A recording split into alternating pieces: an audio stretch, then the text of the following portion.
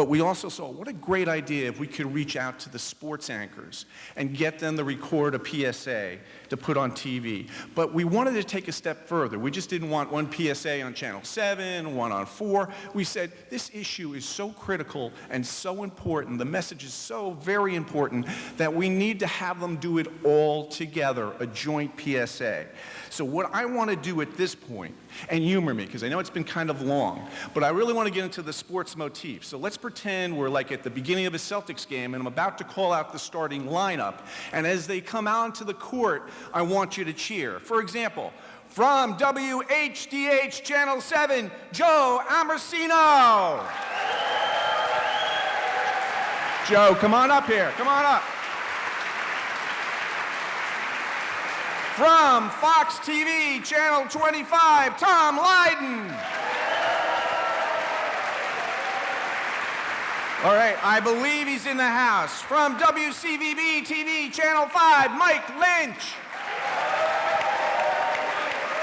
And a former White Ribbon Day campaign chairman from WBZ TV and a great pitch and catch with Tom Brady during the parade, Steve Burton.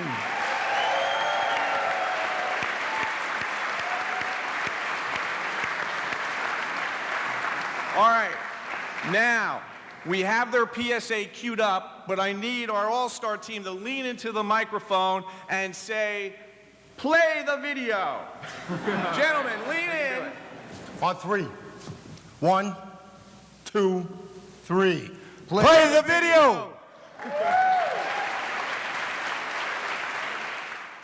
As sportscasters, At competing stations, we don't often agree. Actually, that's not true. We all know a good play when we see one. and we all know when it's time to speak up. Against violence, silence, and excuses. Talk to your sons, friends, and colleagues. And be part of the solution in ending sexual and domestic violence. Join us and thousands of men across Massachusetts In taking the pledge. And wearing the white ribbon.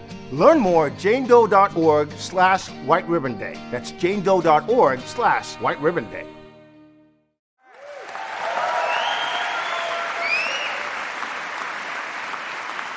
Now I'd like to ask each member of our all-star team up here to say a few words as to why they thought this campaign was so important. Let's hear it one at a time. Why don't we go left to right? For Joe. I'm absolutely going to keep this program moving right now. I'm up here as the father of a 15-year-old daughter and the father of a 11-year-old son. I'm up here for all the men and women in your lives.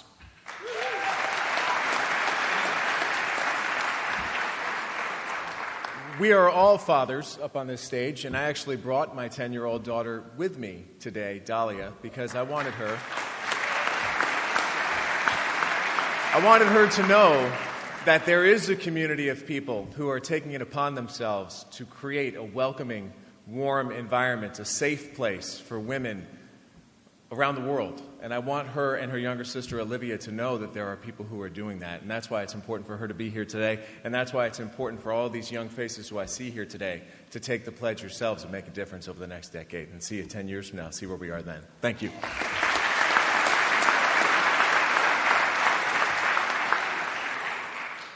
This means more to me than you'll ever know. And I got to ask Peter Roby. Peter, stand up.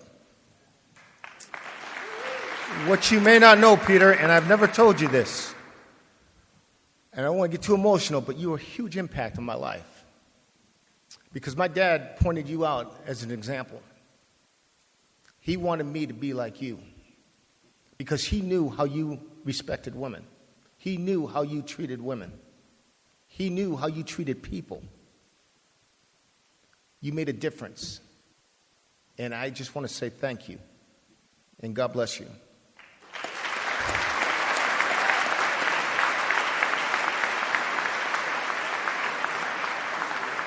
I won't go on too much longer because I know Mike's going to follow me up here, but we started a camp for boys. And before my dad died, he got the whole camp together. And he said, I'll never forget him saying this. He said, you guys are all males. He said, we need men, not males. He said, a dog can be a male. An ox can be a male. He said, we're here to teach you how to be men. And to teach you how to be man, it's building people up. He said, we live in a world that we tear people down. He said, I want you to take a moment, no matter where you are, in your school, in your workplace, build someone up. That's the message that he left us. Love you guys. God bless you.